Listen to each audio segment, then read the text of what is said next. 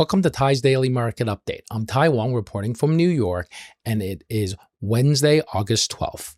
What has President Trump said today? First time he's actually posted on Iran in probably a week and a half or something substantial. Well, last night he was interviewed saying, I am the last person to trust Iran. This was last night at Joint Base Andrews. And then just recently at 10:31 this morning, he posted the USA has total control over the Strait of Hormuz. I think we will keep it. Our naval blockade is called by everyone a wall of steel and the usual stuff. So first time he's posting about it. I don't think the peace process is, going anywhere, although, Trump does surprise you. The big CPI report that the market was looking at, core inflation up. That's the one that the Fed cares more about than the headline because it excludes food and energy. Core inflation up 0.2 versus consensus of 0.2. On the year on year, it's 2.5%, same as consensus. I mean, year on year, people pay attention to, but honestly, year on year, basically 11/12 of that number already. It's really the month on month that's recent that's really important. So 1 year, 3.4 versus consensus of 3.4. But this 2.5 number is actually pretty mild. Now, we'll look at Brent and oil later on, but the weekly number, the crude stocks change in the United States, up 17 million barrels against expectations of a draw of 1.4 million. That's the biggest crude build since January 2023. I looked it up. It's because of higher imports and much lower exports. The market didn't react heavily to this, but this is a big build. Gasoline, basically a small draw as on expectations, and no change in distillates versus the expectations of 1.3 million barrel draw. Okay. Inflation was 3.4%, down slightly from the previous month. Annual inflation rate fell.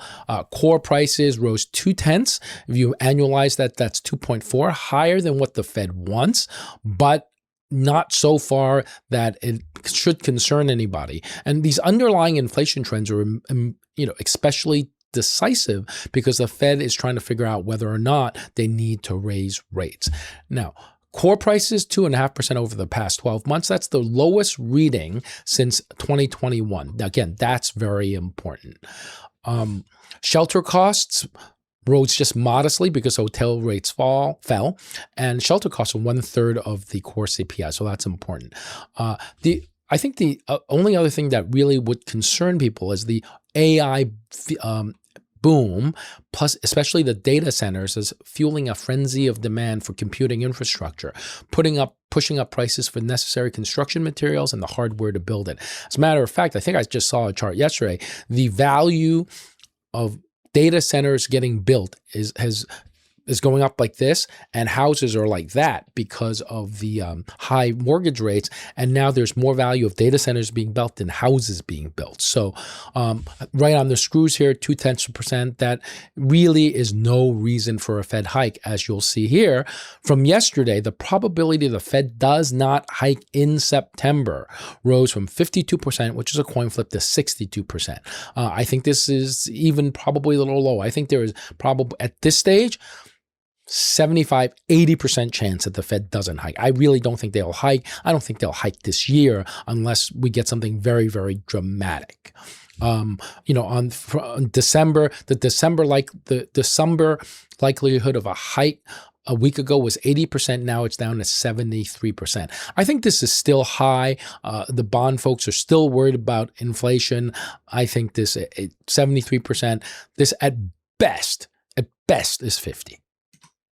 Okay, Bloomberg reporting that President Trump is talking about capital gains tax cuts to try to boost the Republican Party in midterms. Now, obviously, capital gains tax would put more money in the pockets of individuals who have stock and are selling stocks, but they also are looking at houses.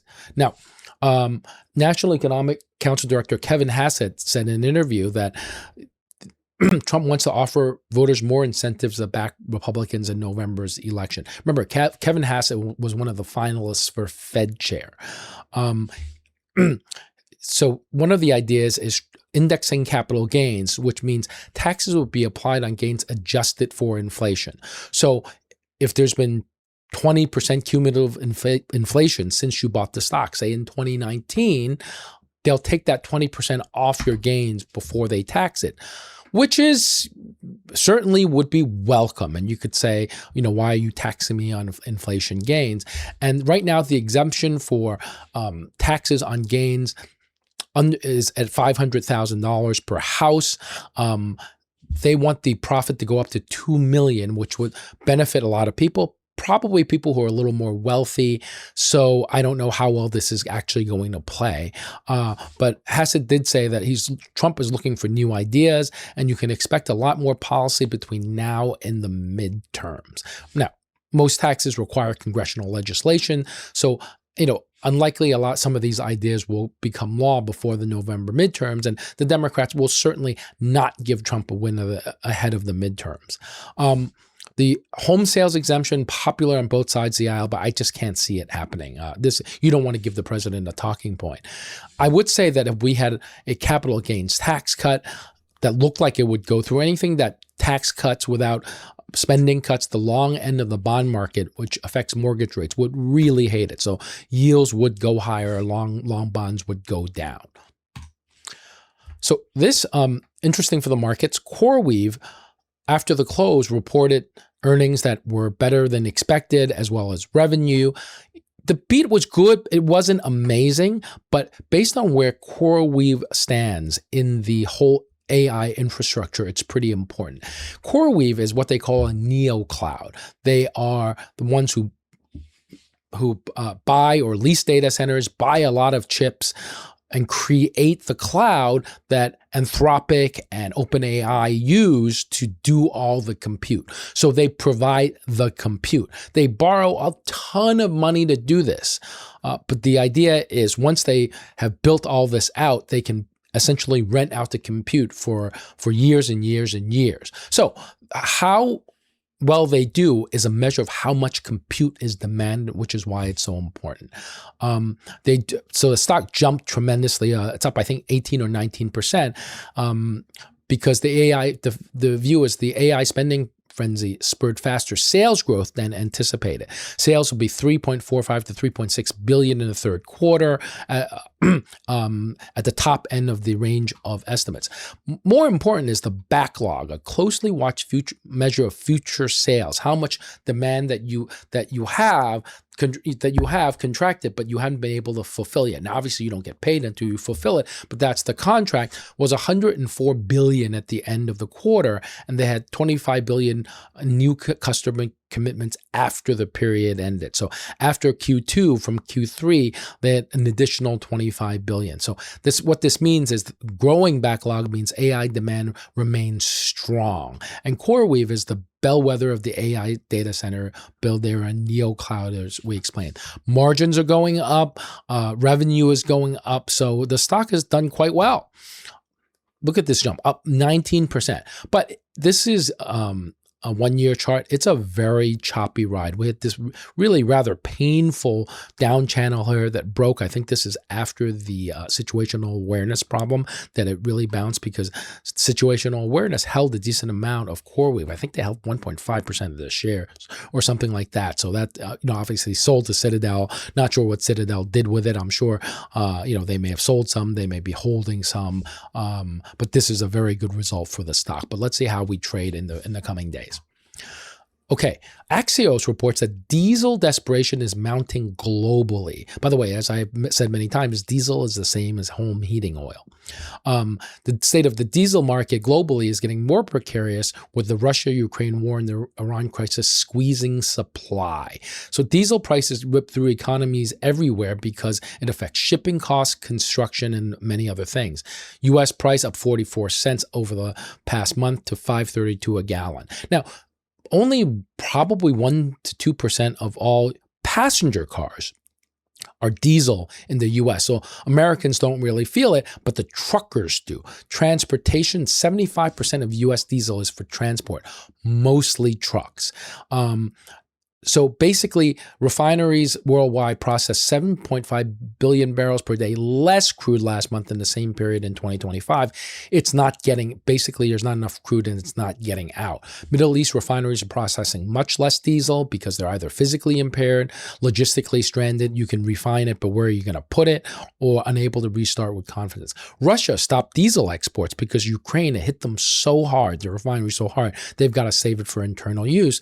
And China is buying a third less oil, but they're refining a lot less, only really for internal consumption.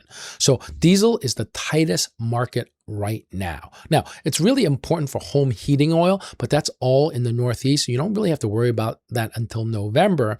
Trump doesn't really care about the Northeast. The Northeast is a very, very blue part of the country. So oil, basically unchanged. I think it may well sit here. We don't get any action in the Middle East. Gasoline, unchanged, but diesel up 1.5%, the tightest market we just said, right? And then gasoline prices are starting to back up a little bit, up 2.5 cents from yesterday. So this is not something I don't talk a lot about politics unless I think it's relevant. And I think in this case, it's relevant. Alexandra Ocasio-Cortez, she was the first Democratic socialist that won her seat in 2018. And the progressives after her have done very, very well. And a big concern for the Democratic Party, they're so far left, are they electable? Well, she's saying that she's freezing her eggs. She's 36 years old. It's not a bad time to freeze your eggs. Why is this important? Now, she said that most insurance doesn't cover the cost, and she had to save up for it because even her congressional insurance doesn't cover for it. Not too many women are of childbearing age in Congress. That's probably why. My suggestion is, this is probably an indicator. She is very seriously considering a run for president in 2028.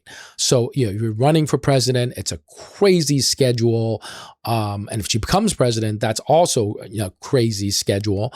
To be president and, and have a child would be really remarkable.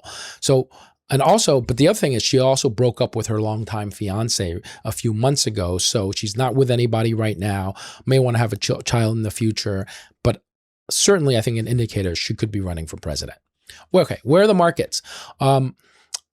Friendly CPI, not lower than expectations. I think that would be even friendlier, but stocks are higher all across the board. Small caps, mid caps, S&P up 0.3%, NASDAQ up 0.5%. Bonds are up a little bit. I mean, it is a low inflation. It should be.